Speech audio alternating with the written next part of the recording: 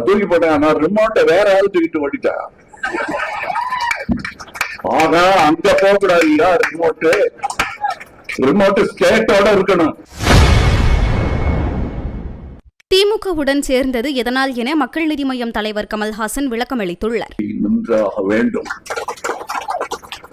எதுக்கா நீங்க டிஎம்கேவோட போய் சேர்ந்தீங்க? நீங்க தான் ரிமோட் கண்ட்ரோல் எல்லாம் தூக்கி போட்டீங்கல்ல டெலிவிஷன் மேல.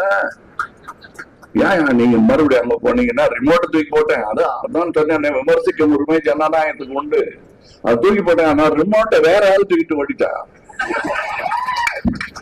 ஆனா அங்க போகக்கூடாது இல்லையா? ரிமோட் ஸ்டேட்டோட இருக்கணும்.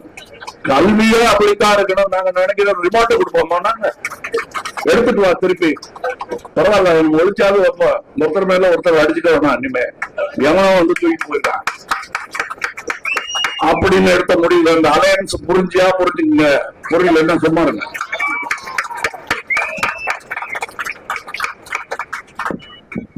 ஜனநாயகம் அப்படின்னு வந்துருச்சுன்னா இந்த தொல்லைகள்லாம் இருந்தே தீரும். புரிந்து கொள்க.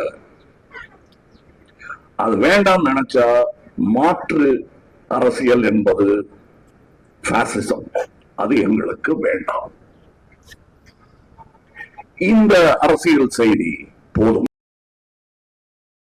செய்திகளை உள்ளது உள்ளபடி தெரிந்து கொள்ள ரெஃப்ளெக்ட் நியூஸை சப்ஸ்கிரைப் பண்ணுங்க.